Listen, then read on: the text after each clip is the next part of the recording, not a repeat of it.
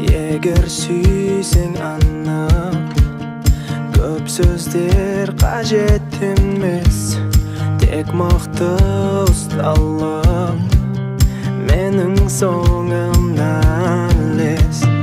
Көзіңмен қарайлап әсем жүректі, жаралыма сен, жаралыма сен, жаралыма сен. Әлемімді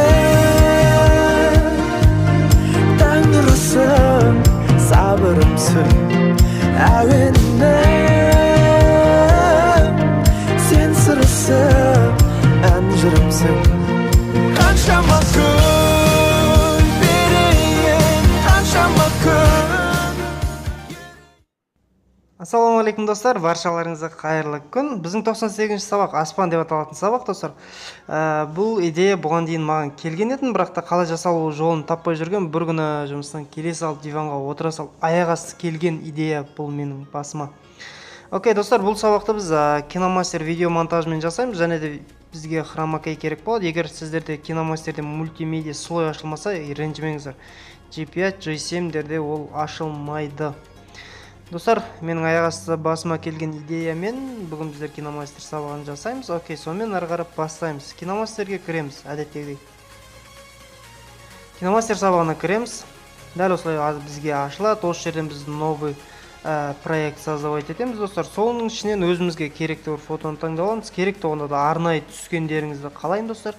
Қазір сіздерге қалай түсу керек, қандай ракурс ұстау керек, қалай түсу керек жолдарын түсіндіретін боламын. Жақсы. Енді видеоны, достар, фотоны барынша ұзақ қыламыз. Енді инстаграмға салатындай қылып істеңіздер. Барынша 1 минуттан асып та кетпесін. Мүмкін одан қысқа болса да қызықсыз болмай қалар. 1 минут енді ең өзінің орны. Енді достар, мінекей көрсетілген батырманы басып, фотоны тең қылып қоямыз. Себебі бұл фото былай тең болып бірдей нормада тұрмаса, фотолар алдыға қарап жылжып кетеді. Яғни бір орында тұрмайды, достар. Осы жер тең қылып, мінекей осы жерге қарасаңыздар, экранда қалай ровно тұрған көрсетеді. Экранға ровно қылып қоясыздар. Жақсы, әрмен қарай, достар. Окей. Енді, достар, мына жерден сіздерге түсіндіріп өтейін, достар. Фотоға түскенде міндетті түрде аспан ашық болу керек. Аспан бізге фотода көбінесе көп жерді аспан алып тұру керек, достар. Неке мен осы фотоны арнайы таңдап алған болатын. Негізі бұл видеоға мен арнайы суретке түсем ба деп жүрген. Сонымен қалай жасалу керек екенін ойыма келгесін аяқ асты осы фотоға жасаған болатын, достар. Неке жер, аспан, неке объект бәрі тұр, достар. Аспан ашық болып тұру керек, достар. Бір жағынан тал немесе столпының сымдары столп түсіп қалса, уже, достар, олар кішкене полевой болып қалады. Бұлт как будто столпың үстінен жүріп жатқаны уже білініп тұрады. Барынша осындай ашық жерге түсіңіздер. Айтпаймын мен тауға барып түсіңіздер, не қылып түсіңіздер. Просто ауылға барып, кішкене ашықтау жерге түсіңіздер. Тал жағындай столпы үйлер болмасын. Енді, окей, достар, әрмен қарай біздер өзімізге керекті хромакейді слой арқылы алдық, достар. Көріп үлгермегендеріңіз артқа қайтып үлгере салыңыздар. Неке енді басында осының сары бұлт болып кетеді, достар. Егер сіздердің аспандарыңыз көкшіл болса, бас жағында осы сары, яғни мына жерде бір күн шығады қазір. Күн шыққанға дейінгі мына жағын вырезать етіп алып тастай салыңыздар. Неке мына жерден былай қарап, окей, бірінші батырманы басып кесіп алып тастаймыз. Енді дәл осылай үстінен басып тұрып жылжытамыз. Біреулер осы жылжытуды кішкене проблема көреді. Үстінен басып тұрсаңыздар, экранда вибрация ойнайды. Сол кезде ары бері жылжытасыздар. Қатты басып тұрасыздар. Енді әрмен қарай хромакейдің жасылын алып тастаймыз. Неке әйел кісіге кіріп, әйел функциясына кірсеңіздер, достар, хромакей алып тасталып. Енді жақсылап мән беретін жер, мінекей обрезать белгісін басамыз. Осы жерден масканың тұсын ашамыз, форманың ішіне кіріп, тік төртбұрыш таңдаймыз, достар. Тік төртбұрыш, мінекей. Осы тік төртбұрышты таңдаймыз.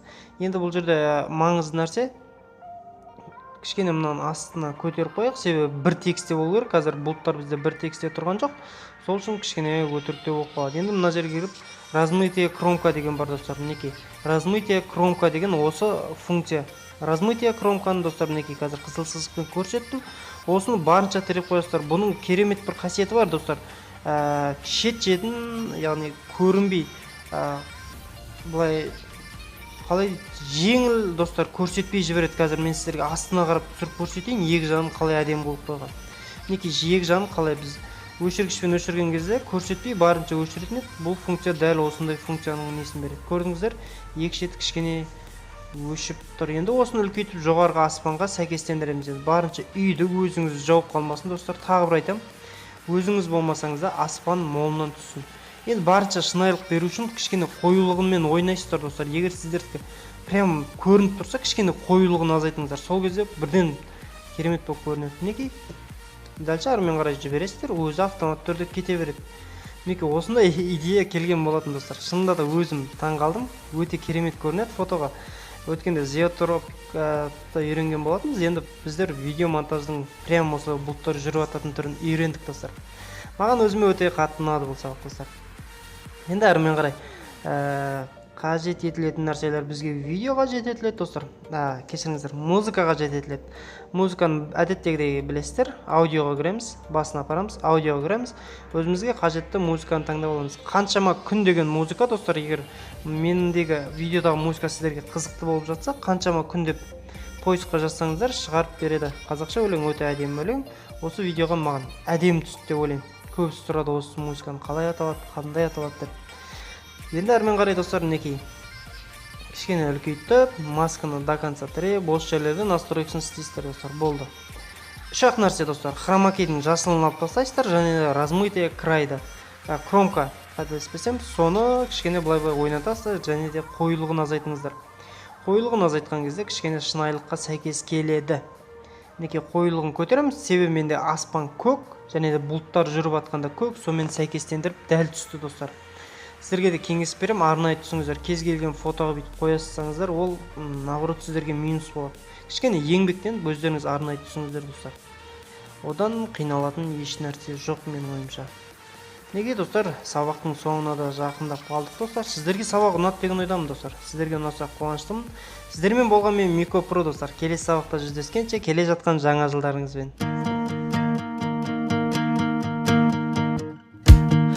Егер сүйсең анық, көп сөздер қажет емес, тек мықты ұсталып, менің соңымнан ілес. Көзіңмен қарайлап әсем, жүректі жаралыма сен, жаралыма сен, жаралыма сен. Әлемімді таңдырысың, сабырымсың, әуенімді сен сырысың, ән жырымсың. Қаншама күн